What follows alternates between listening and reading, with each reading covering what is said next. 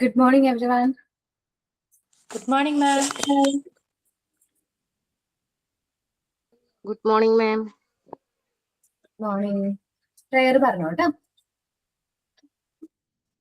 Good morning, all. ഇന്ന് June 19 ദേശീയ വായനാ ദിനം, നാഷണൽ റീഡിംഗ് ഡേ. എല്ലാവർക്കും വേണ്ടി ഹൃദയം നിറഞ്ഞ വായനാ ദിനാശംസകൾ. വായിച്ചു വളരുക, ചിന്തിച്ച് വിവേകം നേടുക. ഈ PN പണിക്കരുടെ വാക്കുകളാണിവ. അദ്ദേഹത്തിന്റെ ചരമദിനമാണ് നമ്മൾ ഇന്ന് വായനാ ദിനമായിട്ട് ആചരിക്കുന്നത്. ഒത്തിരി വലിച്ചു നീട്ടുന്നില്ല, ഒരു പ്രാർത്ഥനയോടെ നമുക്ക് ആരംഭിക്കാം. പ്രാർത്ഥന ലീഡ് ചെയ്യുന്നതിനായി രേവതിയെ ക്ഷണിക്കുന്നു.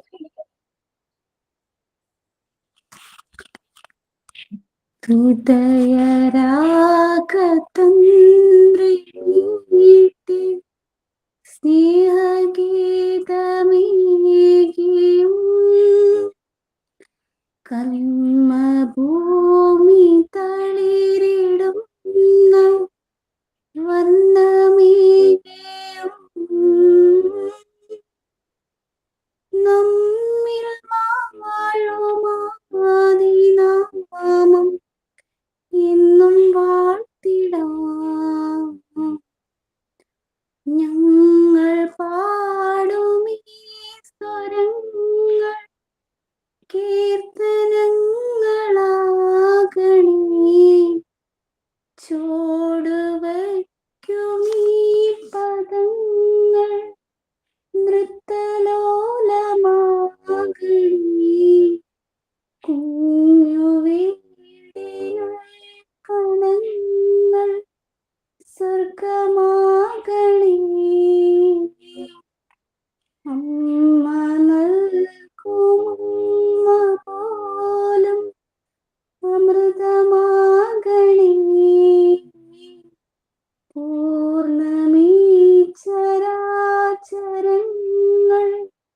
ഗുരുവരങ്ങളാകണേ.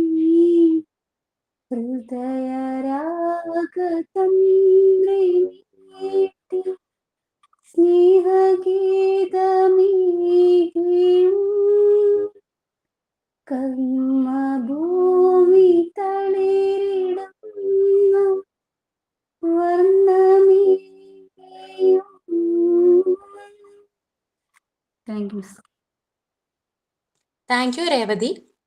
ഒരു പുസ്തകം വായിക്കുന്നത് ഒരു നല്ല സുഹൃത്തിനോട് സംസാരിക്കുന്നത് പോലെയാണ്. അത് നമ്മളെ ഒരിക്കലും ഒറ്റപ്പെടുത്തുകയോ ചതിക്കുകയോ ഇല്ല. അതുപോലെ തന്നെയാണ് നമ്മുടെ അധ്യാപകരും. ഇന്ന് ക്ലാസ് എടുക്കാൻ എത്തിച്ചേർന്നിരിക്കുന്ന നമ്മുടെ പ്രിയപ്പെട്ട അപർണ മിസ്സിനെ സ്വാഗതം ചെയ്യുന്നു. അതോടൊപ്പം ക്ലാസ്സിൽ പങ്കെടുക്കാൻ എത്തിച്ചേർന്ന എല്ലാ സുഹൃത്തുക്കളെയും സ്വാഗതം ചെയ്യുന്നു. അടുത്തതായി ഇന്നത്തെ തോട്ട് ഓഫ് ദി ഡേ ആണ്. തോട്ട് ഓഫ് ദി ഡേ പറയുന്നതിനായി അനുവിനെ ക്ഷണിക്കുന്നു. Good morning to all. A book is a gift you can open again and again. Harrison Kähler. നമ്മുടെ കുഞ്ഞുണ്ണി മാഷിന്റെ ഈ ഒരു വാചകം നമുക്ക് ഈ വായനാ ദിനത്തിൽ ഒരിക്കലും മറക്കാൻ പറ്റത്തില്ല. വായിച്ചാലും വളരും, വായിച്ചില്ലെങ്കിലും വളരും. വായിച്ചു വളർന്നാൽ വിളയും, വായിക്കാതെ വളർന്നാൽ വളയും. Thank you. Thank U Anu. അടുത്തതായി നമുക്ക് വേണ്ടി രണ്ടുപേര് ചെറിയ ഒരു സ്പീച്ച് തയ്യാറാക്കിയിട്ടുണ്ട് ഇന്നത്തെ ദിവസത്തിന്റെ പ്രത്യേകത വെച്ച്. അപ്പൊ അവരെ ഞാൻ ക്ഷണിക്കുകയാണ്. ആദ്യമായി ക്ഷണിക്കുന്നത് സെറീനയെയാണ്. Serena, please. നമസ്കാരം. ഇന്ന് ജൂൺ 19 വായനാ ദിനം. വായനയുടെയും അറിവിന്റെയും ലോകത്തേക്ക് നമ്മെ കൈപ്പിടിച്ച് നടത്തിയ PN പണിക്കരുടെ ചരമദിനം. വായിച്ചു വളരുക, ചിന്തിച്ച് വിവേകം നേടുക എന്ന മുദ്രാവാക്യത്തിലൂടെ കേരളത്തെ വായനയുടെ ലോകത്തേക്ക് ഉയർത്തിയ ഒരു വലിയ മനുഷ്യനാണ് അദ്ദേഹം. വിദ്യാർത്ഥികളായ നമ്മുടെ കടമയാണ് അറിവ് നേടുക എന്നത്. അതിന് ഏറ്റവും പ്രധാന മാർഗം വായനയാണ്. നമുക്കും പുസ്തകങ്ങളോട് ചങ്ങാത്തം കൂടി നമ്മുടെ മാനസികവും ബുദ്ധിപരവുമായ കഴിവുകൾ വികസിപ്പിക്കാം. ലോകത്തിന്റെ വെളിച്ചമാണ് പുസ്തകങ്ങൾ. ആ വെളിച്ചം കണ്ടുവേണം നമ്മൾ വളരാൻ. എന്നാൽ ഇന്ന് വായന കുറഞ്ഞു വരികയാണ്. നമ്മുടെ പുതിയ തലമുറ മൊബൈലിലും കമ്പ്യൂട്ടറിലുമായി ചുരുങ്ങിപ്പോകുന്നു. വായിച്ചാലും വളരും, വായിച്ചില്ലേലും വളരും. വായിച്ചാൽ വിളയും, വായിച്ചില്ലേൽ വളയും എന്ന കുഞ്ഞുണ്ണി മാഷിന്റെ വാക്കുകൾ നിങ്ങൾക്ക് മുന്നിൽ സമർപ്പിച്ചുകൊണ്ട് നിർത്തുന്നു. നന്ദി, നമസ്കാരം. Thank you Serena. അടുത്തതായി കവിതയെ ക്ഷണിക്കുന്നു. Respected teacher and my dear friends, today we celebrate Reading Day as the death anniversary of Sri P.N. Panikkar. She taught us, let grow by reading. we can think and gain. Reading is the main source of knowledge. It improves our concentration power. But in this mobile age, children's reading habits are declining. Do you know the great leaders and great leaders? Reading is a really good way of the person growth and development. So we all needed to develop the habits of reading. With this, I conclude my speech. Thank you. Thank you Kavitha. അതുപോലെ ഞങ്ങൾ ഇന്ന് കുറച്ച് posters ഒക്കെ തയ്യാറാക്കിയിട്ടുണ്ട് മാം. അപ്പൊ അതും കൂടി കാണിക്കാനുള്ള ഒരു അവസരം തരണമെന്ന് അവസരം ചോദിക്കുകയാണ്. ഇനി നമുക്ക് ക്ലാസ് തുടങ്ങാം.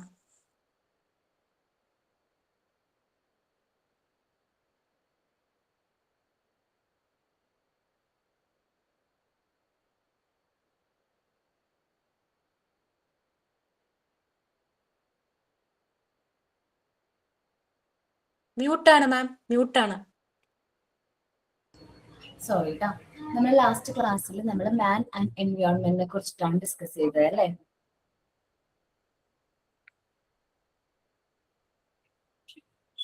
ഓക്കെ. Page number 186.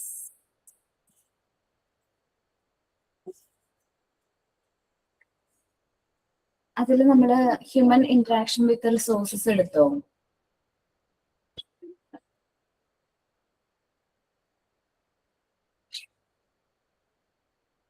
ഓർമ്മയുണ്ടോ?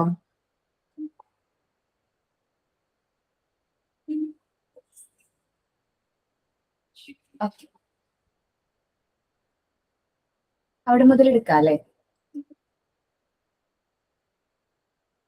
ഹ്യൂമൻ ഇന്ററാക്ഷൻ വിത്ത് റിസോഴ്സസ്. റിന്യൂവബിൾ റിസോഴ്സ് എന്ന് പറഞ്ഞിട്ടുണ്ടെങ്കിൽ എന്താണ്? നമ്മൾ യൂസ് ചെയ്യുന്നതിനനുസരിച്ച് നമുക്ക് വീണ്ടും റീപ്ലേഷ് അല്ലെങ്കിൽ റീജനറേറ്റ് ചെയ്യുന്ന റിസോഴ്സസിനെയാണ് റിന്യൂവബിൾ റിസോഴ്സ് എന്ന് പറയുന്നത്. എക്സാമ്പിൾ നമ്മൾ പറഞ്ഞു, സോളാർ എനർജി, വാട്ടർ, ബയോമാസ് ഒക്കെ എങ്ങനെയാണ്? റിന്യൂവബിൾ റിസോഴ്സ് ആണ്.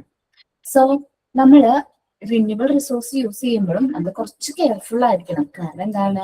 ഈ റിന്യൂവബിൾ റിസോഴ്സ് നമ്മൾ വിചാരിക്കും നമ്മൾ യൂസ് ചെയ്യുന്ന ആ ഒരു അളവിൽ തന്നെ എന്ത് ചെയ്യുന്നില്ല, റീപ്ലേനിഷ് ചെയ്യുന്നില്ല അല്ലെ? വീണ്ടും എന്താണ്, റിപ്പീറ്റ്ലി അത് റീജനറേറ്റ് ചെയ്യുന്നില്ല. സോ അത് നമ്മുടെ മനസ്സിലിരുന്നുകൊണ്ട് വേണം നമ്മൾ ഈ ഒരു കാര്യം എന്ത് ചെയ്യാനായിട്ട്, ഫോളോ ചെയ്യാനായിട്ട്. അപ്പോ നമ്മൾ വാട്ടർ ആയാലും ഏത് റിന്യൂവബിൾ റിസോഴ്സ് ആയാലും നമ്മൾ യൂസ് ചെയ്യുമ്പോൾ കുറച്ച് കെയർഫുൾ ആയിരിക്കണം. ഓക്കെ.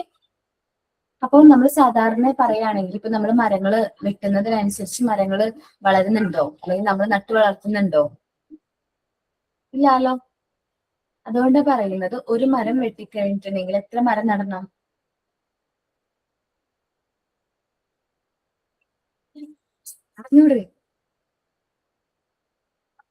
മിനിമം ഒരു 10 മരമെങ്കിലും നടണം. എന്നാലാണ് നമുക്ക് ആ ഒരു മരത്തിന്റെ ആ ഒരു എന്താ പറയാ കോമ്പൻസേറ്റ് ചെയ്ത് പോകാൻ പറ്റുള്ളൂ. അപ്പൊ റിന്യൂവബിൾ റിസോഴ്സ് ആണ് എന്ന് പറഞ്ഞുകൊണ്ട് നമ്മൾ അതിനെ എന്ത് ചെയ്തിട്ട് അതിന് ഓവർ യൂസ് ചെയ്യാനായിട്ട് പാടില്ല. ഓവറായിട്ട് അത് നമ്മൾ യൂസ് ചെയ്യാനായിട്ട് പാടില്ല.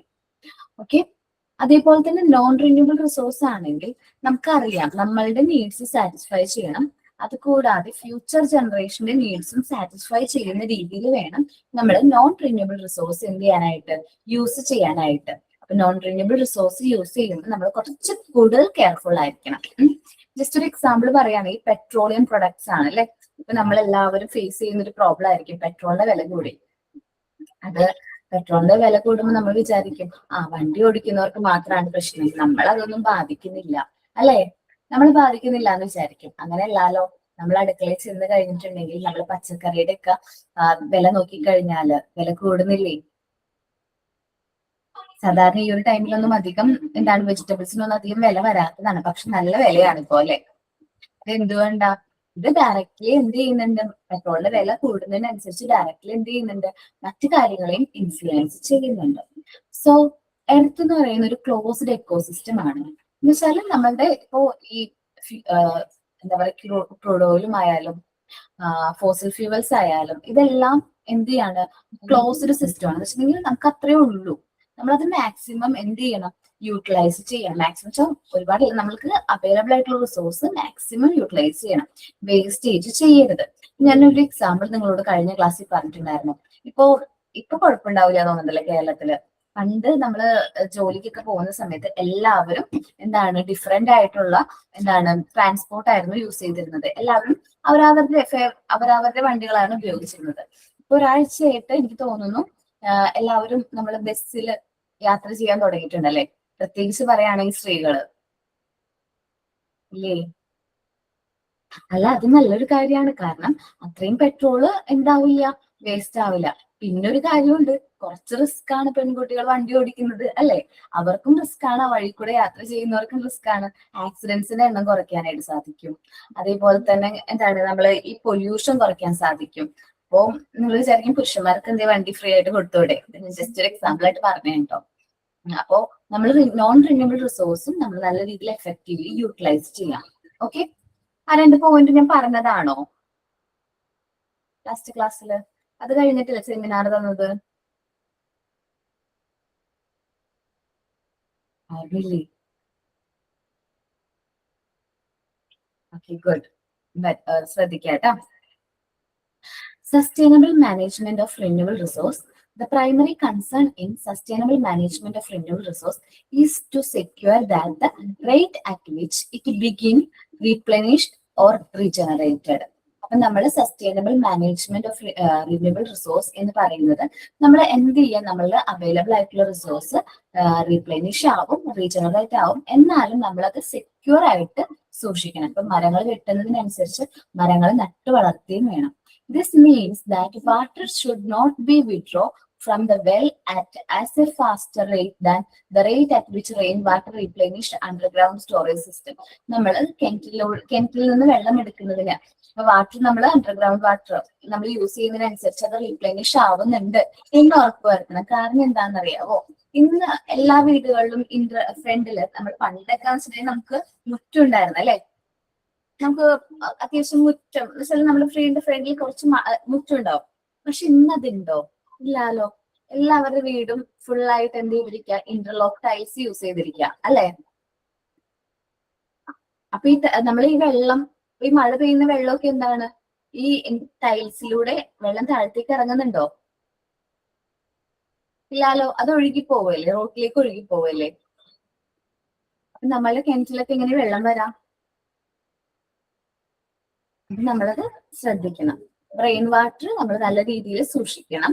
In the same way, number of trees cut down should not be outstrip the number of new trees planted.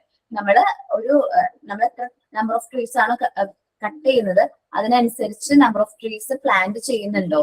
അതും ഇല്ലാന്നാണ് എൻ്റെ ഒരു അഭിപ്രായം. അപ്പോ നമ്മള് റിന്യൂവബിൾ റിസോഴ്സ് ആണ് എന്ന് പറഞ്ഞ് അവര് കെയർലെസ് ആയിട്ട് എന്ത് ചെയ്യാൻ പാടില്ല, യൂസ് ചെയ്യാൻ പാടില്ല. അവർ നല്ല രീതിയിൽ എഫക്റ്റീവ്ലി എന്ത് ചെയ്യണം, യൂട്ടിലൈസ് ചെയ്യണം. Sustainable management of non renewable resources. Non renewable ആയിട്ടുള്ള റിസോഴ്സസിന്റെ സസ്റ്റൈനബിൾ മാനേജ്മെന്റ് ആണ് കുറച്ച് ഇമ്പോർട്ടന്റ് ആയിട്ടുള്ള ഒരു റിസോഴ്സസ് ആണ് ഏത് നോൺ റിന്യൂവബിൾ റിസോഴ്സസ് എന്ന് പറയുന്നത്. The force of non renewable resource management different from that of renewable resource management. നമുക്കറിയാം റിന്യൂവബിൾ റിസോഴ്സ് മാനേജ്മെന്റ് നമ്മൾ കുറച്ച് ശ്രദ്ധ കൊടുത്തു കഴിഞ്ഞാൽ നമുക്ക് അത് എന്ത് ചെയ്യാൻ പറ്റും, സേഫ് ആയിട്ട് യൂസ് ചെയ്യാൻ പറ്റും. നമുക്കത് പിന്നീടായാലും ഭാവിയിലേക്ക് സേവ് ചെയ്യാൻ പറ്റും. പക്ഷെ അങ്ങനെയല്ല non renewable resource. The salient feature of non renewable resource is that they can be drained. നമ്മൾ ഉപയോഗിക്കുന്നതിനനുസരിച്ച് അത് ഡ്രെയിൻ ചെയ്ത് കംപ്ലീറ്റ് ആയിക്കൊണ്ടിരിക്കുകയാണ്. The more we use the less remains. നമ്മൾ കൂടുതൽ യൂസ് ചെയ്ത് കഴിഞ്ഞാൽ കുറവായിരിക്കും റിമെയിൻ ചെയ്യുന്നത്. എന്ന് വെച്ചാൽ റിമെയിൻസ് എന്ന് പറയുന്നത് ഫ്യൂച്ചർ ജനറേഷന് അത് അവൈലബിൾ ആയിരിക്കില്ല. The earth is basically A closed system. Earth എന്ന് പറയുന്നത് ബേസിക്കലി ഒരു ക്ലോസ്ഡ് ആയിട്ടുള്ള സിസ്റ്റം ആണ്. The amount of matter in the earth system is fixed. നമ്മളെ എർത്തിലുള്ള മാറ്റേഴ്സിന്റെ എമൗണ്ട് എങ്ങനെയാണ്, ഫിക്സ്ഡ് ആണ്. The existing solid earth resource are all that we have and probably all we will ever have. Existing solid earth resources എങ്ങനെയാണ് നമുക്കിപ്പോ available ആയിട്ടുള്ളത്, നമ്മൾ കൂടുതൽ maximum use ചെയ്ത് കഴിഞ്ഞിട്ടുണ്ടെങ്കിൽ എന്താണ്, അത് കംപ്ലീറ്റ് ആയി പോകും. പിന്നീട് നമ്മുടെ ഭാവി ജനറേഷന് അത് അവൈലബിൾ ആയിരിക്കില്ല. അപ്പോ അവർക്ക് നല്ല രീതിയിലുള്ള ഇംപ്രൂവ്മെന്റ്സ് ഇപ്പൊ നമ്മൾ എൻജോയ് ചെയ്യുന്ന മിക്ക കാര്യങ്ങളും അവരുടെ ജനറേഷനിൽ വളരെ എക്സ്പെൻസീവ് ആയിട്ട് മാറും. ജസ്റ്റ് ഒരു എക്സാമ്പിൾ പറയാം, പെട്രോൾ കാറിന്റെ കാര്യം തന്നെ എടുക്കാം. അവരുടെ ജനറേഷനിൽ പെട്രോൾ കാർ എന്ന് പറയുന്നത് അത്രയും എന്താ പറയാ നല്ല സ്റ്റാൻഡേർഡ് അല്ലെങ്കിൽ അത്രയും എന്താ പറയാ അത്രയും റിച്ച് ആയിട്ടുള്ള ആൾക്കാരായിരിക്കും യൂസ് ചെയ്യുന്നത്. കാരണം എന്താണ്, പെട്രോളിന്റെ വില തന്നെ കാരണം അല്ലെ. അപ്പം അതേപോലെ തന്നെ കോമൺ ആയിട്ട് യൂസ് ചെയ്യുന്ന ഏതായിരിക്കും, EV വെഹിക്കിൾസ് ആയിരിക്കും അല്ലെ, ഇലക്ട്രോണിക് വെഹിക്കിൾസ് ആയിരിക്കും കോമൺ ആയിട്ട് യൂസ് ചെയ്യുന്നത്. അപ്പൊ നമ്മുടെ കയ്യിൽ അവൈലബിൾ ആയിട്ടുള്ള റിസോഴ്സസ് സേവ് ചെയ്തുകൊണ്ട് നമുക്ക് റിന്യൂവബിൾ റിസോഴ്സ് യൂസ് ചെയ്ത് നമുക്ക് എന്ത് ചെയ്യാൻ പറ്റും, നമുക്ക് നമ്മളുടെ ആവശ്യങ്ങൾ ഒരു പരിധിവരെയും എന്ത് ചെയ്യാൻ പറ്റും, സാറ്റിസ്ഫൈ ചെയ്യാനായിട്ട് പറ്റും.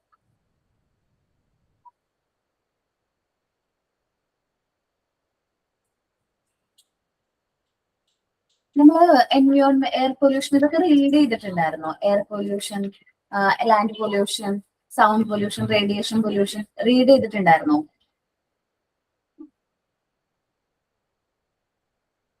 അല്ലെങ്കിൽ ഇതിൽ നിന്നുള്ള മീനിങ് ആണോ വായിച്ചത്? ജസ്റ്റ് ഇത് വായിച്ചിട്ടുണ്ടായിരുന്നു, എനിക്ക് ഓർമ്മ കിട്ടുന്നില്ല, അതുകൊണ്ടാണ്. അന്ന് നമ്മള് ചാർട്ടൊക്കെ അവതരിപ്പിച്ചിട്ടുണ്ടായിരുന്നു. ഇത് റീഡ് ചെയ്തില്ലല്ലോ, ടെസ്റ്റ് റീഡ് ചെയ്തില്ലല്ലോ. റീഡ് ചെയ്തിട്ടുണ്ടായില്ല. ഓക്കെ, അപ്പൊ നമുക്ക് ടെസ്റ്റ് നമുക്ക് റീഡ് ചെയ്യാം. അപ്പൊ ഒരാളൊരു പാരഗ്രാഫ് വായിക്കാം, നെക്സ്റ്റ് ഓരോരുത്തരായിട്ട് അങ്ങനെ റീഡ് ചെയ്ത് പോവാം. അത്ര നമ്മൾ ഡീറ്റെയിൽഡ് ആയിട്ട് കഴിഞ്ഞ ക്ലാസ്സിൽ നോക്കിയതാണ്, അതുകൊണ്ടാണ് കേട്ടോ. എൻവയോൺമെന്റ് പൊല്യൂഷൻ ആരാണ് റീഡ് ചെയ്യുന്നത്? ഞാൻ റീഡ് ചെയ്യാം മിസ്സേ. പറഞ്ഞോ കേട്ടോ. Environment pollution. Environment pollution means weakening the environment in such a manner that it is unable to play its role properly. A blended environment is not going to maintain, nourish, and sustain humanity. Environment pollution is air pollution, land pollution, sound pollution, and radiation pollution.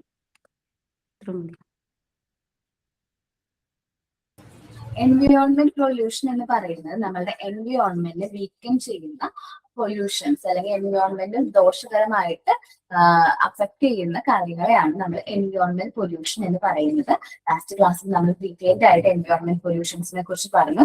Air pollution, land pollution, sound pollution, radiation, water pollution, അങ്ങനെ ഒരുപാട് പൊല്യൂഷൻസിനെ കുറിച്ച് നമ്മൾ detailed ആയിട്ട് പറഞ്ഞിട്ടുണ്ടായിരുന്നു. അതിൽ ഇനി നമ്മൾ ആദ്യം നോക്കാൻ പോകുന്നത് എയർ പൊല്യൂഷൻ ആണ് കേട്ടോ. എയർ പൊല്യൂഷൻ ഒന്ന് അനുരാഗ് റീഡ് ചെയ്യോ? ഞാൻ വായിക്കാം മാം. Okay, അയച്ചോടാം. Air pollution. Air pollution may be defined as the happening in air of any foreign material or gas which is risky to man, vegetation, animals, or buildings. Thus, the contamination of air with dust, smoke, and harmful gases may be considered as air pollution. Causes of air pollution: means of transport, industrialization, fuel, use of insecticides, deforestation, lack of proper disposal of garbage. Consequences of air pollution: effect of climate, effect on visibility, effect on agriculture, effect on man, effect on ozone layer, bad effect on vegetation and life in water. Okay, അപ്പൊ നമ്മൾ പറയുന്നത് air പൊല്യൂഷനെ കുറിച്ചിട്ടാണ്. നമ്മൾ air പൊല്യൂഷനെ കുറിച്ച് detailed ആയിട്ട് നമ്മൾ നോക്കിയിട്ടുണ്ടായിരുന്നു. നമ്മൾ foreign substance നമ്മളുടെ ഭൂമി എന്താ പറയാ നമ്മളുടെ എയറിലേക്ക് പുറന്തള്ളുന്ന ഫോറിൻ മെറ്റീരിയൽസ് ഓർ ഗ്യാസസ് കാരണം മനുഷ്യനും നമ്മളുടെ ഇവിടുത്തെ ജീവജാലങ്ങൾക്കും എന്താണ് ദോഷകരമായിട്ട് അഫക്ട് ചെയ്യുന്നുണ്ട്. ഡസ്റ്റ്, സ്മോക്ക്, ഹാർംഫുൾ ആയിട്ടുള്ള ഗ്യാസസിന്റെ കോമ്പിനേഷൻ നമ്മുടെ എയർ പൊല്യൂഷന് കാരണമാകുന്നുണ്ട്. നമുക്കറിയാം എയർ പൊല്യൂഷൻ നമ്മൾ അത്ര റിസ്കി ആയിട്ടുള്ള കാര്യം. നമ്മൾ ശ്വസിക്കുന്ന വായു എന്ന് പറയുന്നത് നമ്മൾ പറയുന്നത് ശുദ്ധവായു എന്നല്ലേ പറയുന്നത്. ആ ശുദ്ധവായു പോലും മലിനമാക്കപ്പെടുക എന്ന് പറയുന്നത് അത്രയും കോംപ്ലിക്കേറ്റഡ് ആയിട്ടുള്ള പ്രശ്നമാണ്. ഇനി എയർ പൊല്യൂഷന്റെ കാരണങ്ങൾ എന്ന് പറയുന്നത് മീൻസ് ഓഫ് ട്രാൻസ്പോർട്ടേഷൻ ആണ്. നമ്മൾ ഇന്ന് കാണുന്ന ട്രാൻസ്പോർട്ടേഷൻ അത് വളരെയൊരു പ്രശ്നമാണ്. ഇന്ന് എല്ലാവർക്കും വെഹിക്കിൾസ് ഉണ്ട്. അതിൽ നിന്ന് പുറന്തള്ളുന്ന പുകകൾ അതൊരു പരിധി വരെ എയർ പൊല്യൂഷന് കാരണമാകുന്നുണ്ട്. ഇൻഡസ്ട്രിയലൈസേഷൻ, ഇൻഡസ്ട്രിയുടെ വളർച്ച, ഒരുപാട് ഇൻഡസ്ട്രീസ് വരുന്നത് എക്കണോമിക് ഡെവലപ്മെന്റ് നല്ലതാണ്. അതേപോലെ തന്നെ എയർ പൊല്യൂഷനും അത് കാരണമാകുന്നുണ്ട്. ഫ്യൂവൽസ് കത്തിക്കുന്നതിലൂടെ എയർ പൊല്യൂഷൻ സംഭവിക്കുന്നു. യൂസ് ഓഫ് ഇൻസെക്ടിസൈഡ്സ് എന്ന് വെച്ചിട്ടുണ്ടെങ്കിൽ നമ്മുടെ പെസ്റ്റിസൈഡ്സ് ഉണ്ടല്ലോ, പെസ്റ്റിസൈഡ്സിന്റെ ഓവർ ആയിട്ടുള്ള യൂസ്. നമ്മൾ പണ്ടൊരു ക്ലാസ്സിൽ നമ്മൾ എൻഡോസൾഫാൻ ദുരന്തത്തെ കുറിച്ച് പഠിച്ചിട്ടുണ്ടായിരുന്നു, നമ്മൾ ഡിസ്കസ് ചെയ്തിട്ടുണ്ടായിരുന്നു, ഓർമ്മയുണ്ടോ? അത് എയർ പൊല്യൂഷൻ ആണ്. ആ എൻഡോസൾഫാൻ എന്ന് പറയുന്ന ദുരന്തം വരാനുള്ള കാരണം. കാരണം പെസ്റ്റിസൈഡ്സ് അവരെന്ത് ചെയ്തു, ചോക്കറിൽ കൊണ്ടുവന്ന് എന്ത് ചെയ്തു, ആ ഒരു കശുമാവും തോട്ടത്തിൽ ഫുള്ളായിട്ട് എന്ത് ചെയ്തു, സ്പ്രേ ചെയ്തു. അതിന്റെ ഫലമായി അവിടെയുള്ള വ്യക്തികളിൽ എന്താണ് ജൈവ എന്താ പറയാ, നമുക്ക് ജനിതക വൈകല്യങ്ങൾ വരുന്നതായിട്ട് റിപ്പോർട്ട് ചെയ്തു. അത് ഒരു എന്താ പറയുക, ഒരു കോസ് ഓഫ് എയർ പൊല്യൂഷൻ കാരണം വന്നൊരു ഇതല്ലേ, ഒരു സൈഡ് എഫക്റ്റ് അല്ലേ. Then deforestation. നമുക്ക് അറിയാം ഒരു പരിധി വരെയും നമ്മൾ കാർബൺ ഡൈ ഓക്സൈഡ് അബ്സോർബ് ചെയ്ത് ഓക്സിജൻ ആയിട്ട് എന്ത് ചെയ്യുന്നത്, പുറന്തള്ളുന്നത് ആരാണ്? പ്ലാന്റ്സ് ആണ്. അപ്പോ മരങ്ങൾ വെട്ടി നശിപ്പിക്കുന്നതിലൂടെ ഈ എയർ പ്യൂരിഫിക്കേഷന്റെ കോമൺ ആയിട്ടുള്ള ഒരു കാര്യം എവിടെ നടക്കുന്നില്ല, നമ്മുടെ എർത്തിൽ നടക്കുന്നില്ല. അതേപോലെ തന്നെ ലാക്ക് ഓഫ് ഡിസ്പോസൽ ഓഫ് ഗാർബേജിന്റെ ഡിസ്പോസൽ കുറയുന്നത്. അത് പ്ലാസ്റ്റിക് ഒക്കെ കത്തിക്കഴിഞ്ഞിട്ടുണ്ടെങ്കിൽ എന്തൊരു സ്മെല്ലായിരിക്കും അല്ലെ. പ്ലാസ്റ്റിക് കാരണം അല്ലെങ്കിൽ എന്താ പറയാ, വേസ്റ്റുകൾ കൂട്ടിയിട്ട് കത്തിക്കുന്നതും ഒക്കെ എന്താണ്, എയർ പൊല്യൂഷന് കാരണമാണ്. ഒരു പരിധിവരെയും ഇന്ന് പ്ലാസ്റ്റിക് കത്തിക്കുന്നത് നമുക്ക് ഒഴിവാക്കാനായിട്ട് സാധിക്കുന്നുണ്ട്. അതിന് നമുക്ക് നമ്മുടെ കേരള സ്റ്റേറ്റ് ഗവൺമെന്റിനോട് നന്ദി പറയണം. കാരണം എന്താണ്, ഹരിതകർമ്മസേന അല്ലെ. ഞാൻ ഈ പറയുന്ന ഹരിതകർമ്മസേന ഇപ്പൊ കേരളത്തിൽ എല്ലാ പ്ലേസിലും ഉണ്ട് ഇല്ലേ? നിങ്ങളുടെ എല്ലാവരും നാട്ടിലില്ലേ? ഒരു പരിധിവരെയും പ്ലാസ്റ്റിക് അവർ ടേക്ക് ചെയ്യുന്നുണ്ട്. നമ്മളെപ്പോഴാണ് അവർക്ക് വേണ്ടി പ്ലാസ്റ്റിക് മാറ്റി വെച്ചപ്പോഴാണ് നമ്മൾ മനസ്സിലാക്കുന്നത് ഇത്രയും പ്ലാസ്റ്റിക് നമ്മുടെ വീട്ടിലുണ്ടായിരുന്നു. കാരണം എന്താണ്, അത്രയും പ്ലാസ്റ്റിക് നമ്മൾ എന്താ ചെയ്തിരുന്നത്? അപ്പൊ ഞാൻ ആലോചിച്ചിട്ടുണ്ട്, ഇത്രയും പ്ലാസ്റ്റിക് നമ്മൾ എന്തായിരുന്നു ചെയ്തിരുന്നത്? നമ്മൾ കത്തിച്ചു കളയായിരുന്നോ, അല്ലെങ്കിൽ മണ്ണിലേക്ക് പോവായിരുന്നോ? കാരണം ഹരിതകർമ്മസേന വന്നതോടുകൂടി പ്ലാസ്റ്റിക്കിന്റെ ഒരു പരിധി വരെയുള്ള ഡിസ്പോസബിൾ നമുക്ക് സാധിക്കുന്നുണ്ട്. ഇനി കോൺസിക്വൻസ് ഓഫ് എയർ പൊല്യൂഷൻ ആണ് effects of climate. Air pollution കാരണം നമ്മുടെ ക്ലൈമറ്റിന് എന്താണ് ദോഷകരമായിട്ട് ബാധിക്കുന്നുണ്ട്. Effects on visibility. നമ്മൾ ഡൽഹിയിലൊക്കെ ഈ ദീപാവലി എന്ന് പറയുന്ന ഫെസ്റ്റിവൽ ഉണ്ടല്ലോ, ആ ഫെസ്റ്റിവൽ ഒക്കെ കഴിഞ്ഞു കഴിഞ്ഞാൽ 2 ദിവസത്തേക്കൊക്കെ അവിടെ ഷട്ട് ഡൗൺ ആയിരിക്കും. ലോക്ക്ഡൌൺ പോലുള്ള ഒരു സംഭവം. കുട്ടികൾക്കും സ്കൂളുകളൊന്നും ഉണ്ടാവില്ല. കാരണം എന്താണ്, അവിടുത്തെ എയർ ശ്വസിക്കാൻ പറ്റില്ല. അതേപോലെ തന്നെ അവർക്ക് വിസിബിലിറ്റിയുടെ പ്രശ്നം. വിസിബിലിറ്റി എന്ന് പറയുന്നത് വണ്ടി ഓടിക്കുന്ന സമയത്ത് കാഴ്ച കാണാൻ പറ്റാത്തൊരവസ്ഥ. അതേപോലെ തന്നെ ആ ഡൽഹിയിലാണ് ആദ്യമായിട്ട് 15 ഇയേഴ്സിന് മേലെയുള്ള വാഹനങ്ങൾ ബാൻ ചെയ്തൊരു സ്ഥലമാണ് ഡൽഹി, ഈ പൊല്യൂഷൻ കാരണം. കേട്ടിട്ടുണ്ടാവും നിങ്ങൾ, കേട്ടിട്ടുണ്ടോ? ന്യൂസിലൊക്കെ കേട്ടിട്ടുണ്ടാവും. ബാൻ ചെയ്തു. കാരണം എന്താണ്, അതിന് മെയിൻ ആയിട്ടുള്ള റീസൺ എന്താണ്, എയർ പൊല്യൂഷൻ ആണ്.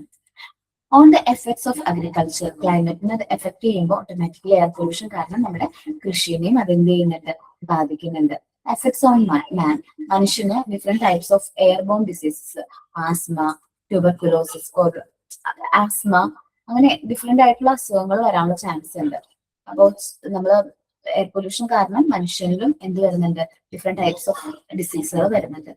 Effects on ozone layer. Ozone ലെയറിൽ വിള്ളൽ സംഭവിക്കുന്നു. Bad effect on vegetation and life in water. നമ്മളുടെ വെജിറ്റേഷൻസ് നഷ്ടപ്പെടുന്നു. വെള്ളത്തിലെ ജീവജാലങ്ങൾക്ക് അത് എഫക്ട് ചെയ്യുന്നു, ബാഡ്ലി എഫക്ട് ചെയ്യുന്നു. അത് കൺസ്യൂം ചെയ്യുന്ന ബാക്കിയുള്ള മൃഗങ്ങൾക്കും മനുഷ്യർക്കും അതിന്റെ സൈഡ് എഫക്ട്സ് വരുന്നുണ്ട്. ഓക്കെ, ക്ലിയർ ആണോ air pollution? Effect on visibility. അത് എഫക്ട് ഓൺ വിസിബിലിറ്റി എന്ന് പറയുന്നത്, എടാ നമ്മള് ഒത്തിരി പൊക്കയൊക്കെ ഉണ്ടെന്ന് വിചാരിക്കേ, നമ്മൾ ഭയങ്കരമായിട്ട് പൊടിയും പൊക്കയും ഉണ്ടെങ്കിൽ നമുക്ക് കാഴ്ച, ട്രാവൽ ചെയ്യുന്ന സമയത്ത്, വണ്ടിയൊക്കെ ഓടിക്കുന്ന സമയത്ത് വിസിബിലിറ്റി കുറവായിരിക്കും, കാഴ്ച കുറവായിരിക്കും. പൊക്ക, ക്ലൗഡ്സ് പോലെയൊക്കെ വരും. നമ്മൾ വിചാരിക്കും ഭയങ്കര കോട പോലെ ഇല്ലേ. അവിടുത്തെ അറ്റ്മോസ്ഫിയറിലേക്ക് ഈ എയർ പൊല്യൂഷൻ കൂടിക്കഴിഞ്ഞിട്ടുണ്ടെങ്കിൽ നമുക്ക് കാണാൻ പറ്റില്ല. കാഴ്ചയില് അത് നമ്മളെ എഫക്ട് ചെയ്യും. വിസിബിലിറ്റി എന്ന് പറഞ്ഞിട്ടുണ്ടെങ്കിൽ നമുക്ക് ക്ലിയർ ആയിട്ട് കാഴ്ച കാണാൻ പറ്റാം. അപ്പൊ ആക്സിഡന്റ്സ് സംഭവിക്കുന്നതിന്റെ എണ്ണം കൂടും അല്ലെ. അതാണ് അവിടെ ഉദ്ദേശിക്കുന്നത്. അതിനാണ് എക്സാമ്പിൾ ഞാൻ പറഞ്ഞത് ഡൽഹിയിലത്തെ കാര്യമാണ്. ആ ഡൽഹി എന്ന് പറയുമ്പോൾ ഒരു അത്യാവശ്യം സെന്റർ ആയിട്ടാണ് ഇന്ത്യയുടെ. അപ്പോ അവിടെ ചുറ്റുമുള്ള സംസ്ഥാനങ്ങളിലൊക്കെ എന്താണ്, കൃഷിയാണ് മെയിൻ ആയിട്ടുള്ള ഒരു ഒക്യുപ്പേഷൻ എന്ന് പറയുന്നത്. അപ്പൊ ഈ കൃഷി കഴിഞ്ഞു കഴിഞ്ഞാൽ ഈ വൈക്കോൽ എന്ത് ചെയ്യുന്ന അറിയാമോ അവര്? വൈക്കോൽ കൂട്ടിയിട്ട് കത്തിച്ച്, നമ്മൾ പറയില്ലേ, വൈക്കോൽ കൂട്ടിയിട്ട് കത്തിക്കും. അപ്പൊ ഈ കത്തിക്കുമ്പോൾ ആ ഒരു ഭാഗത്ത് അത് കത്തി നശിച്ചു. പക്ഷെ അതിന്റെ പുകയും ഫുള്ളും എങ്ങടാ പോകുന്നത്? ഡൽഹിയിലേക്കൊക്കെ പോകുന്നത്, ഡൽഹിയിലെ മെയിൻ സിറ്റീസിലേക്കൊക്കെ പോകുന്നത്. അപ്പൊ അവിടെ വിസിബിലിറ്റിയുടെ പ്രശ്നം വരും. വണ്ടിയൊക്കെ ഓടിക്കുന്ന സമയത്ത് അവിടെയൊക്കെ ഫുള്ളും എന്താണ് ഈ പൊടിയും അതേപോലെ തന്നെ പോക്ക അതേപോലെ ക്ലൗഡ്സും കാര്യം കോട പോലെയൊക്കെ വന്നിട്ട് അവർക്ക് ക്ലിയർ ആയിട്ട് കാഴ്ച കാണാനായിട്ട് പറ്റില്ല.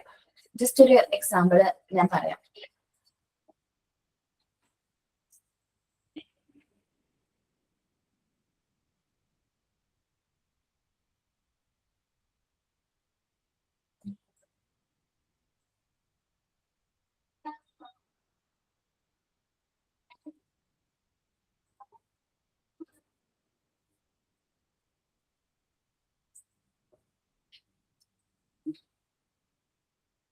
നിങ്ങൾക്ക് കാണാൻ പറ്റുന്നുണ്ടോ?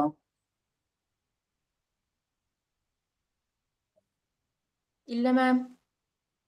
കേട്ടോ.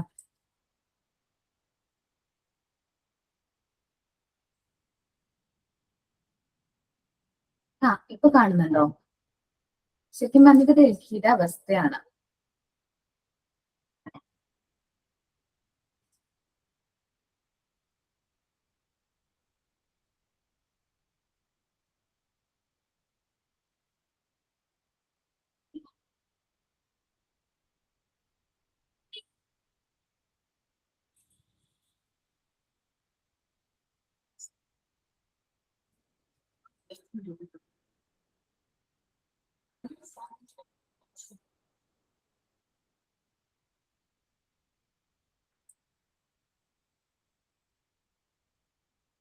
ഓക്കെ, ഇപ്പൊ എന്താന്ന് വെച്ചിട്ടുണ്ടെങ്കിൽ ഇവിടെ എയർ പൊല്യൂഷൻ ആണ് ഭയങ്കരമായിട്ട്.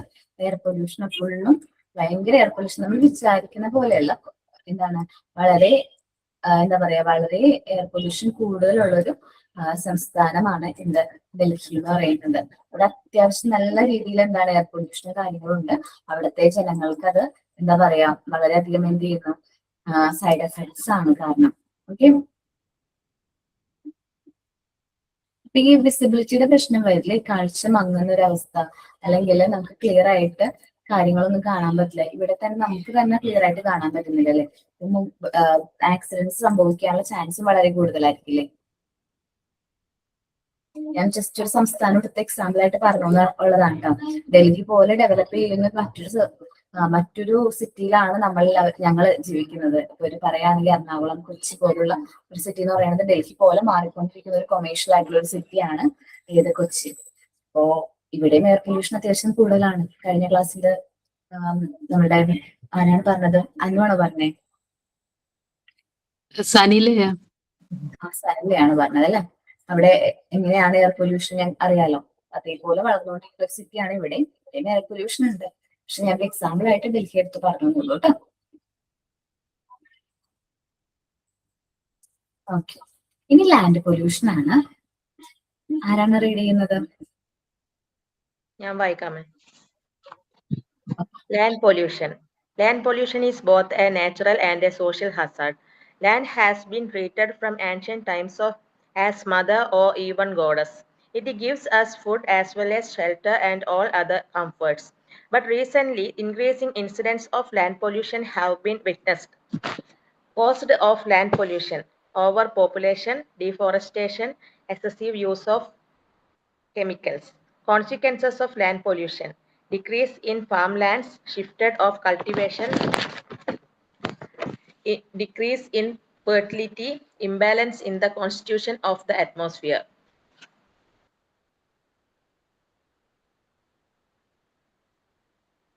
ഓക്കെ, ഇനി ലാൻഡ് പൊല്യൂഷൻ ആണ്. ലാൻഡ് പൊല്യൂഷൻ എന്ന് പറയുന്നത് ഒരു നാച്ചുറൽ ആൻഡ് സോഷ്യൽ ഹസാർഡസ് ആണ്. അത് ഭീഷണി തന്നെയാണ് ലാൻഡ് പൊല്യൂഷൻ. നമുക്ക് ലാൻഡ് പണ്ടെന്നല്ല, നമ്മളിപ്പോഴും ഭൂമിനെ നമ്മൾ ദൈവമായിട്ടാണ് ആരാധിക്കുന്നത് അല്ലെ? നമ്മുടെ ദൈവം അല്ലെങ്കിൽ ഗോഡസ് ആയിട്ടാണ് ആരാധിക്കുന്നത് അല്ലെ? അങ്ങനെ ആരാധിക്കുന്ന ഒരുപാട് സ്ഥലങ്ങളുണ്ട് ഭൂമിനെ. നമ്മൾ എത്രയും സേക്രഡ് ആയിട്ട് സൂക്ഷിക്കേണ്ട ഒരു കാര്യമാണ് ലാൻഡ്. പണ്ടെന്ന് പറയുമ്പോൾ അത് കൾട്ടിവേഷനെ ഡിപ്പെൻഡ് ചെയ്തിട്ടും ആചാരങ്ങളാണ്. കാരണം ഒരു കൃഷിക്കാരൻ പാടത്തേക്ക് ഇറങ്ങുന്നതിന് മുമ്പ് ആ മണ്ണൊന്ന് തൊട്ട് വന്ദിച്ചിട്ടായിരിക്കും ആ പാടത്തേക്ക് ഇറങ്ങുന്നത് അല്ലെ? ഭൂമിദേവിയുടെ അനുഗ്രഹം വാങ്ങിച്ചിട്ടാണ് ഇറങ്ങുന്നത്. അപ്പോൾ അത്രയും എന്താ പറയാ സേക്രഡ് ആയിട്ടുള്ള ലാൻഡ് നമ്മൾ ഇന്ന് കാണുന്നുണ്ട്, നമ്മൾ വിറ്റ്നസ് ആവുന്ന എന്താണ്? നമ്മുടെ ലാൻഡ് പൊല്യൂട്ടഡ് ആവുന്നതാണ്. It gives us food as well as shelter and all other comfort. നമുക്ക് ഭൂമിയാണ് നമുക്ക് വേണ്ട ഫുഡും ഷെൽട്ടറും എല്ലാം തരുന്നത്. പക്ഷെ ഇന്ന് അത് ലാൻഡ് പൊല്യൂഷന്റെ കൈകളിലാണ്. ഓവർ പോപ്പുലേഷനും ഡിഫോറസ്റ്റേഷനും, ഓവറായിട്ട് പോപ്പുലേഷൻ വരുമ്പോൾ കൂടുതലായിട്ട് വീടുകളും കാര്യങ്ങളൊക്കെ വേണ്ടി വരും. അങ്ങനെ നമ്മുടെ പാടങ്ങളും പറമ്പുകളും എന്തിനു പറയുന്നു, കുന്നുകൾ പോലും ഇടിച്ച് മനുഷ്യരെന്ത് ചെയ്യുന്നു, അവരെ കംഫർട്ടിനനുസരിച്ച് വീടുകളും കെട്ടിടങ്ങളും പണിതു തുടങ്ങുന്നു.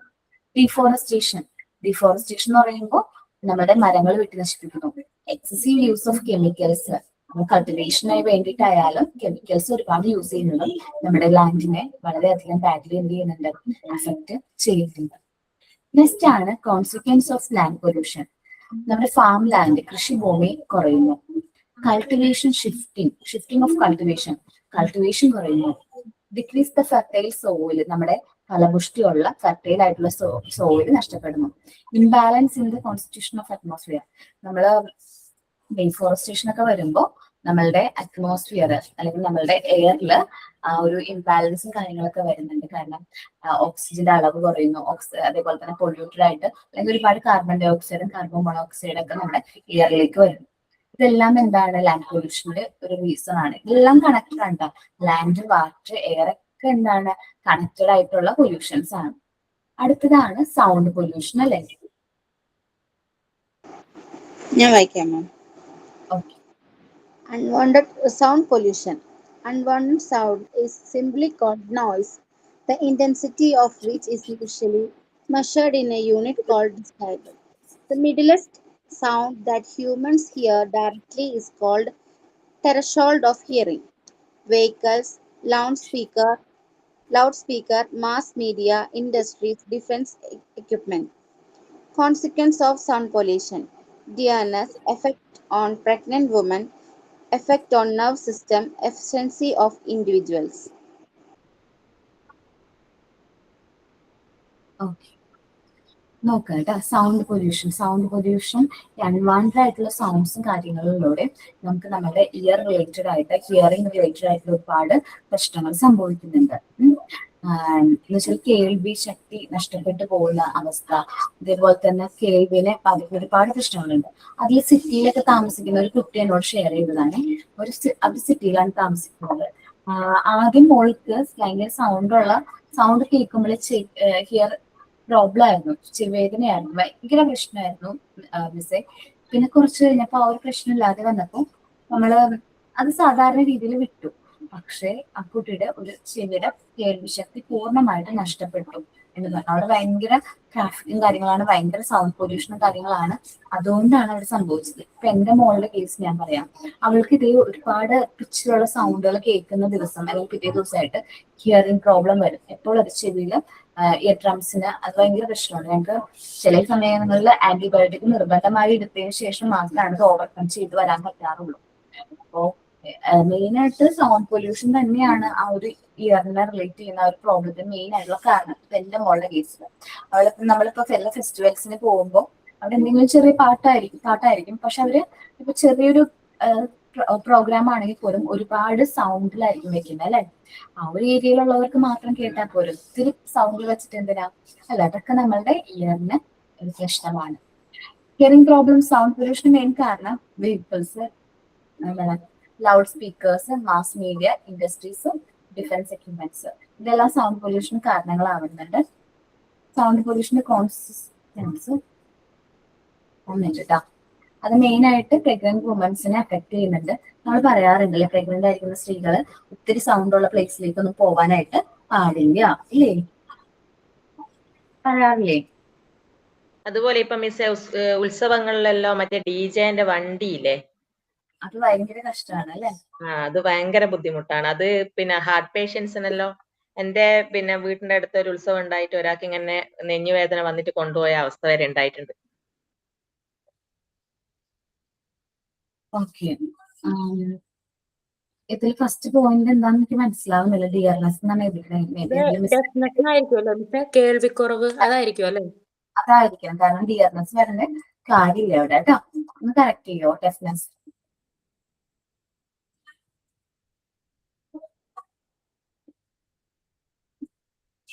അല്ല, ആറിന് പകരം ഓക്കെ.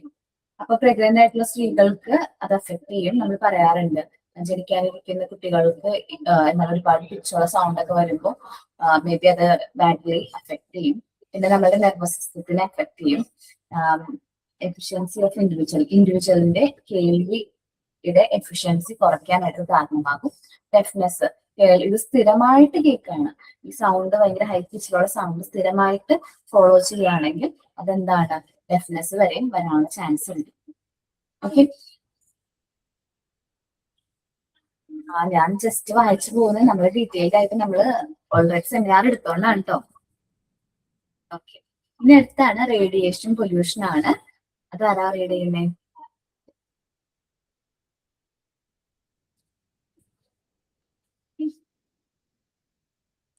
ഞാൻ റീഡ് ചെയ്യാം മാം. Radiation pollution. Radioactive materials are most toxic as compared to organic poisons. Nuclear war materials, test explosions, working of power plants, and the use of radioisotopes in medicines, industry, and research are the main sources of radioactive pollution that could threaten or determine the quality of the environment. Cause of radiation pollution: natural processes, human activities.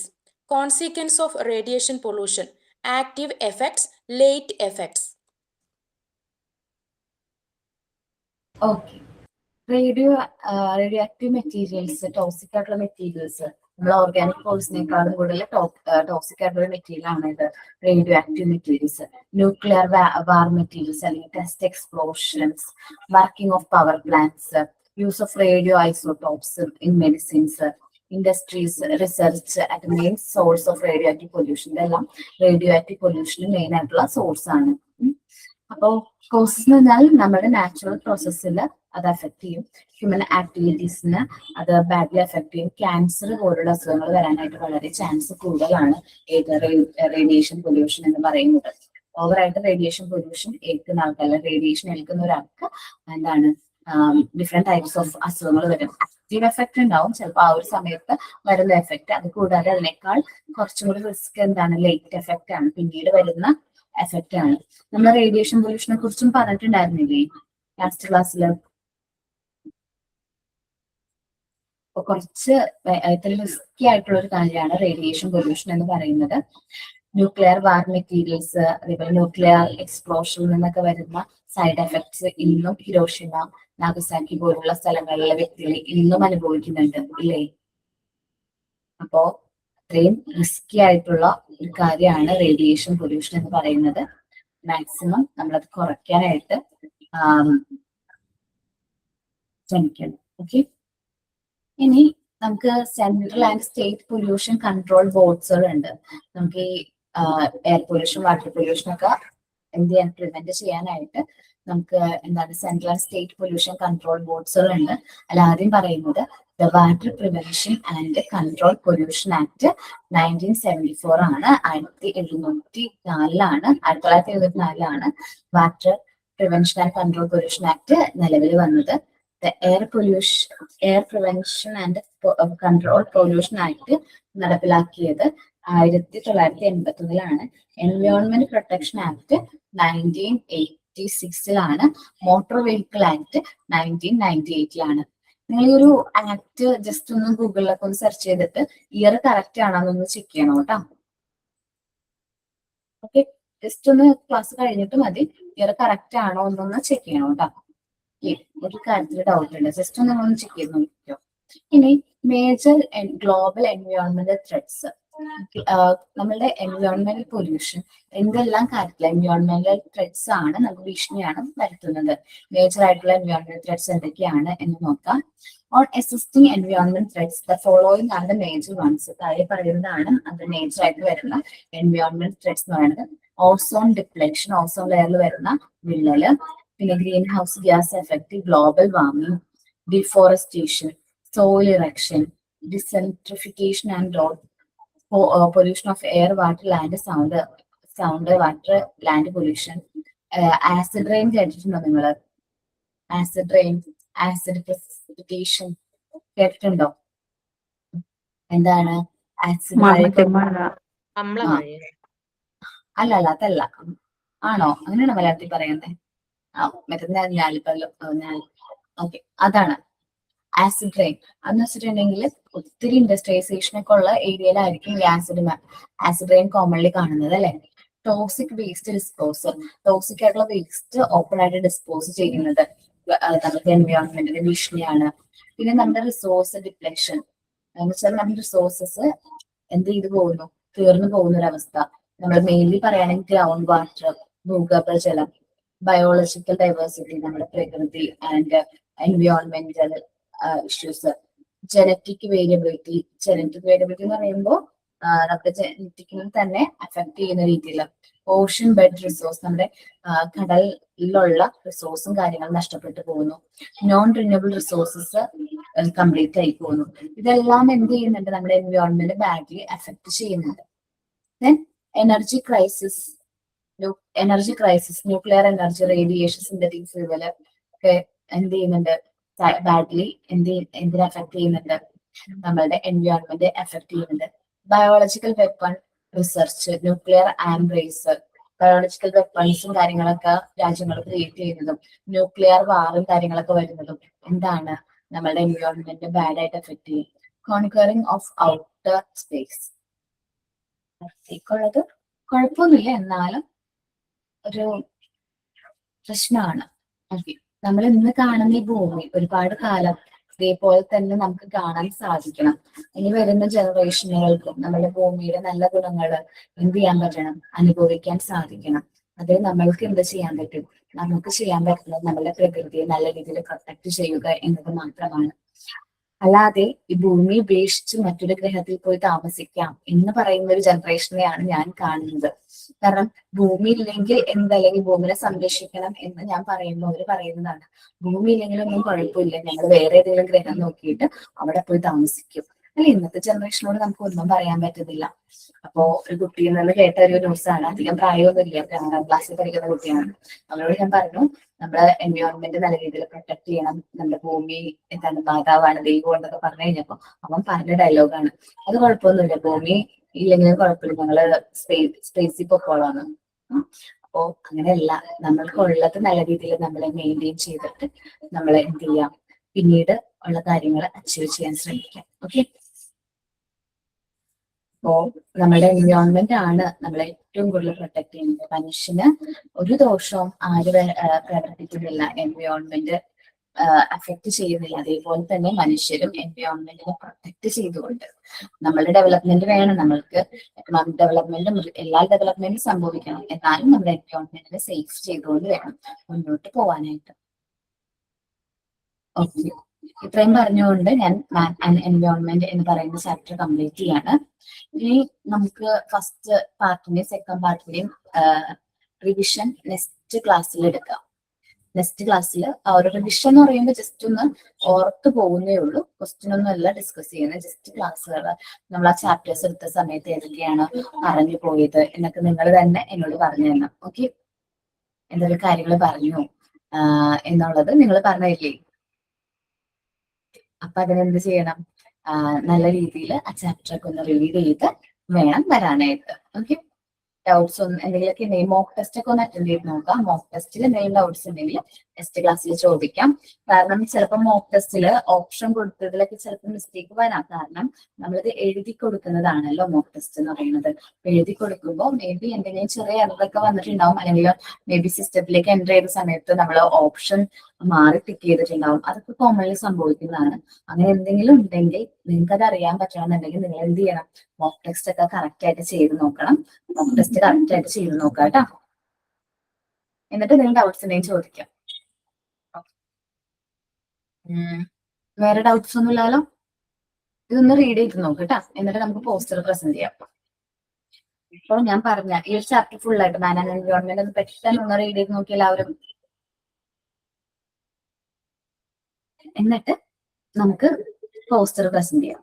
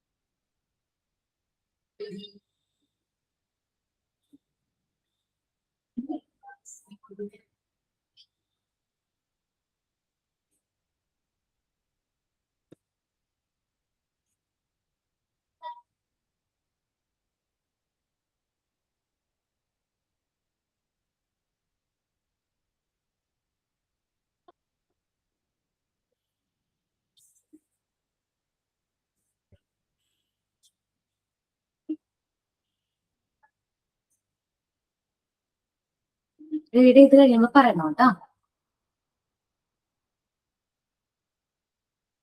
ചെയ്ത് കഴിഞ്ഞോ? മിസ്സേ, ഈ radiation പൊള്യൂഷനിലെ consequence പറഞ്ഞിട്ടില്ലേ, active എഫക്ട്സും late എഫക്ട്സും, അതിന് ആണ്. എന്തെങ്കിലും ഒരു example പറഞ്ഞുതരുമോ? അതെന്താ ഉദ്ദേശിക്കുന്നതെന്ന്? എന്ന് പറയുമ്പോൾ നമുക്ക് സ്കിൻ അലർജി, സ്കിൻ റാഷസും കാര്യങ്ങളൊക്കെ പെട്ടെന്ന് വരുന്നത്.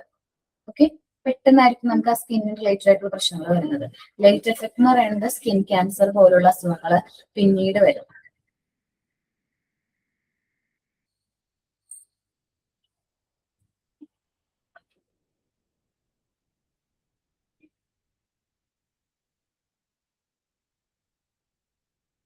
ഒന്ന് നിങ്ങൾക്ക് പോസ്റ്റർ പ്രിപ്പയർ ചെയ്തിട്ടുണ്ടെന്ന് പറഞ്ഞിട്ടുണ്ടായിരുന്നില്ലേ? ഓരോരുത്തരും പേര് മെസ്സേജ് അയക്കുകയാണെങ്കിൽ ഞാൻ അതനുസരിച്ച് വിളിക്കാം. എല്ലാവരെയും ഓരോരുത്തരെയും ഇൻഡിവിജ്വലി നമുക്ക് കാണാൻ പറ്റും.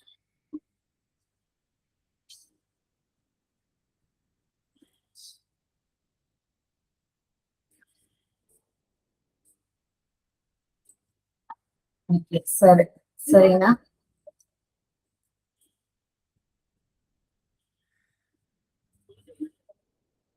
പ്രസന്റ് ചെയ്തോടെ. സെറീന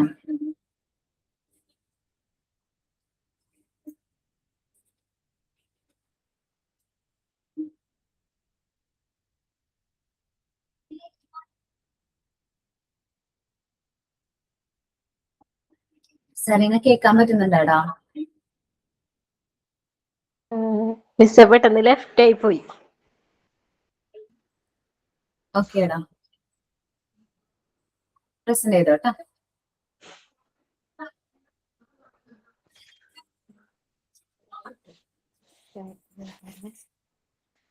കാണുന്നുണ്ടോ മിസ്സേ? കാണാൻ പറ്റുന്നുണ്ടാ, പക്ഷേ ഇല്ലേടാ ഒരു ഫ്ലർ. ബാക്ക് ക്യാമറ ഓപ്പൺ ആവില്ല അല്ലേ?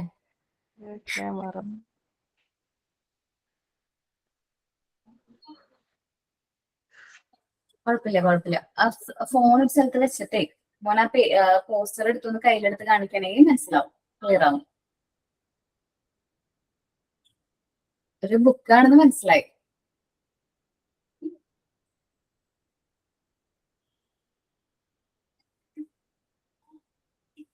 ഓക്കെ, കുഴപ്പമില്ല കേട്ടാ. Maria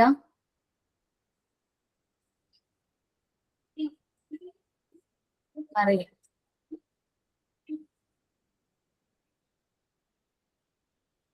present ചെയ്തോടാ.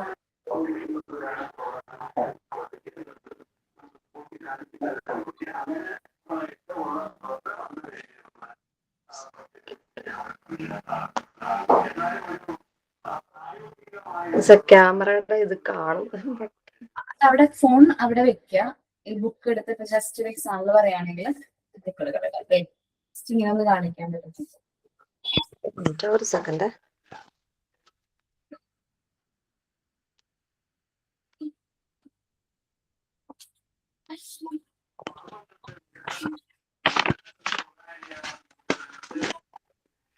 Okay quotes വായിച്ചോട്ടെടാ.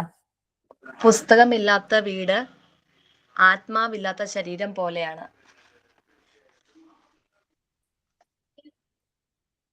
Okay Sanila കാണാവോ മിസ്? കാണാടാ. കോട്സ് വായിച്ചോട്ടാ.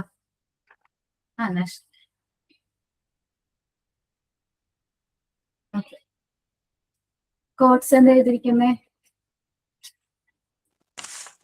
വായിച്ചു വളരുക, ചിന്തിച്ച് വിവേകം നേടുക. ഓക്കെ കാണാം. അനു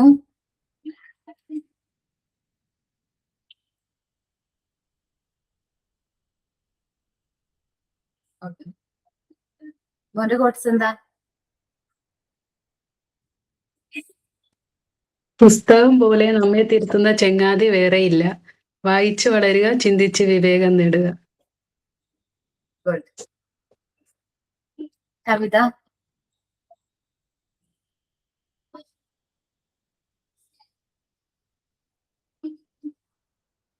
ഓക്കെ കോട്സ് എന്താണ്? നല്ല വായന നാടിന്റെ ഭാവിക്ക്, വായിച്ചു മുന്നേറാം അറിവിന്റെ ലോകത്തേക്ക്. Good.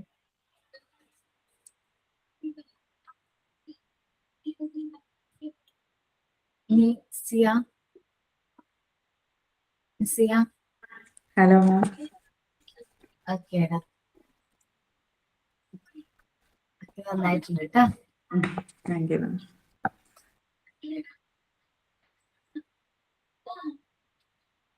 വേറെ ആരെങ്കിലും പ്രിപ്പയർ ചെയ്തിട്ടുണ്ടോ?